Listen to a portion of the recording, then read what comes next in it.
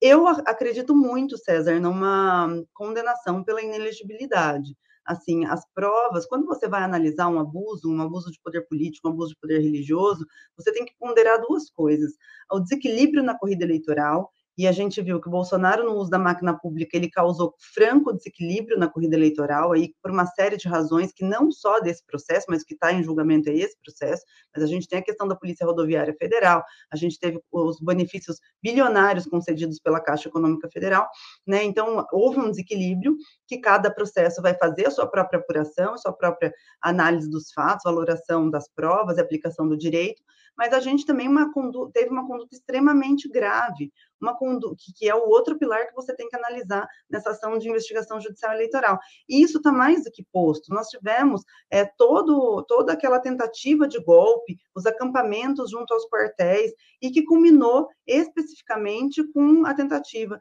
de golpe e da prática dos atos antidemocráticos, né, no dia 8 de janeiro.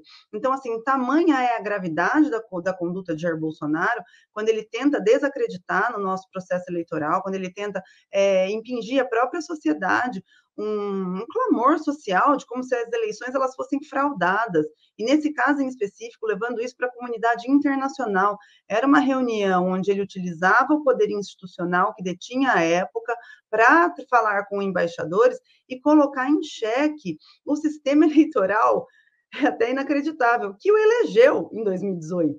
Né? Então, assim, ele coloca em xeque a regularidade, a confiabilidade das urnas eletrônicas por onde ele foi eleito, inclusive, em 2018. Mas o que ele tenta com isso?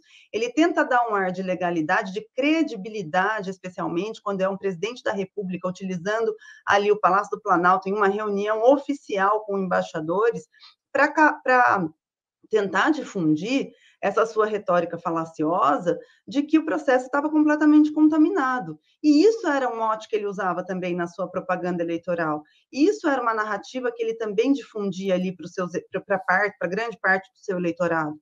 Tanto é que as pessoas não reconheciam o resultado das eleições, fecharam estradas, tanto é que ele próprio não reconheceu.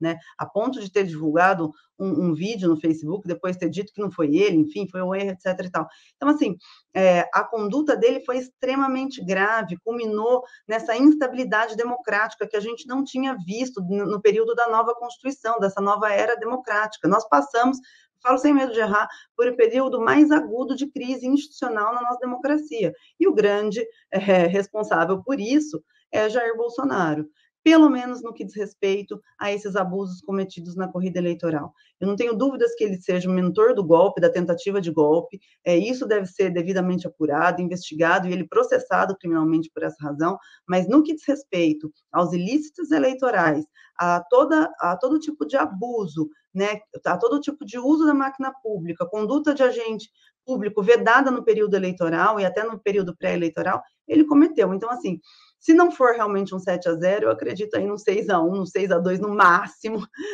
mas a inelegibilidade do que está posto, eu acho que é irrefutável.